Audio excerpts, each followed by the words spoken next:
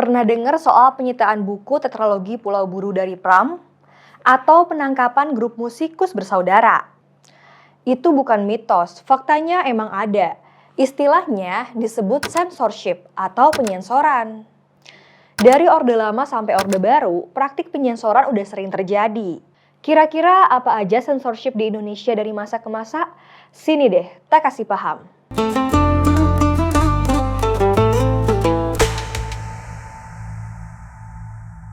Filsuf Prancis Michel Foucault bilang, sensor bukan cuma soal melarang atau membungkam sesuatu.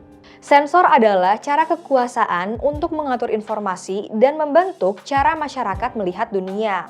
Karena itu, informasi yang boleh beredar dan yang dibatasi seringkali menentukan apa yang dianggap benar, normal, atau wajar oleh masyarakat. Nah, ngomongin censorship di Indonesia, kita bisa mulai nih dari era Orde Lama. Di masa demokrasi terpimpin, pemerintahan Soekarno mengawasi dengan ketat berbagai bentuk informasi, mulai dari media, sastra, musik, sampai film.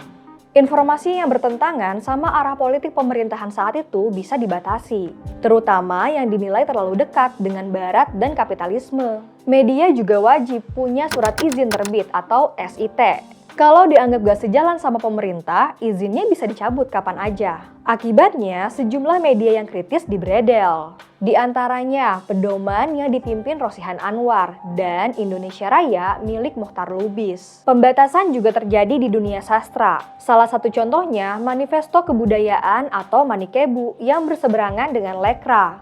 Sejumlah tokohnya seperti Gunawan Muhammad dan HB Jassin mengalami berbagai tekanan. Mulai dari sulit mengakses media, karyanya ditarik dari peredaran, sampai kehilangan pekerjaan. Penulis Pramudia Anantatur juga mengalami hal serupa. Pada 1960, ia sempat ditahan setelah menerbitkan buku Hoa Kiau yang mengkritik kebijakan pemerintah terhadap warga keturunan Tionghoa. Di dunia musik, pemerintah saat itu juga menolak pengaruh dari budaya barat. Musik atau lagu-lagu barat yang dijuluki ngak-ngik-ngok dilarang diputar di RRI. Piringan hitam disita, dan musisi yang dianggap membawa pengaruh budaya barat dapat tekanan. Hal itu dialami grup musikus bersaudara pada 1965 atau yang kita kenal sekarang Koes Plus. Karena membawakan lagu-lagu bergenre rock and roll dan British Invasion dari The Beatles dan Elvis Presley, mereka dipenjara tanpa proses peradilan. Saat itu, musik barat dianggap bisa membawa pengaruh yang bertentangan dengan arah politik pemerintah.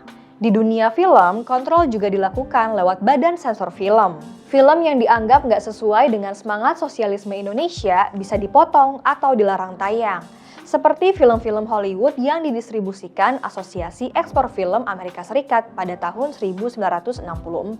Sebagai gantinya, layar bioskop lebih banyak diisi oleh film-film dari blok timur seperti Uni Soviet dan Cina, serta film lokal yang telah lolos penyaringan ideologi. Masuk ke era Orde Baru, di bawah rezim pemerintahan Presiden Soeharto, praktik censorship masih terus berlanjut. Bedanya, kontrol tersebut dilakukan dengan lebih terorganisir atas nama stabilitas nasional dan pembangunan. Media yang dianggap terlalu kritis bisa kehilangan izin terbit dan terancam ditutup. Bahkan muncul istilah budaya telepon. Redaksi media bisa tiba-tiba mendapat telepon dari pejabat atau aparat yang meminta berita tertentu nggak diterbitkan. Kalau tetap nekat tayang, medianya beresiko dibredel. Salah satu puncaknya terjadi pada tahun 1994.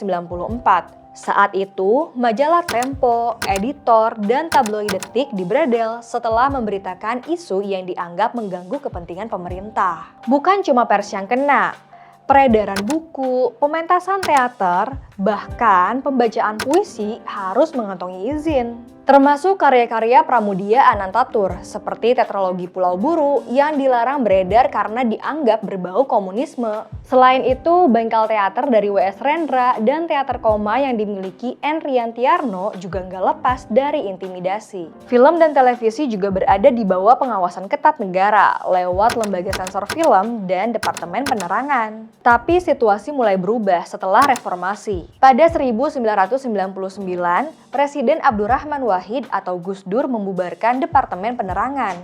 Lewat Undang-Undang Pers Nomor 40 Tahun 1999, kebebasan media lebih terjamin. Negara nggak bisa lagi sewenang-wenang, apalagi sampai mencabut izinnya. Sedangkan lembaga sensor film masih ada, tapi fungsinya melunak jadi penggolongan usia. Meski begitu, praktik sensorship gak benar-benar hilang.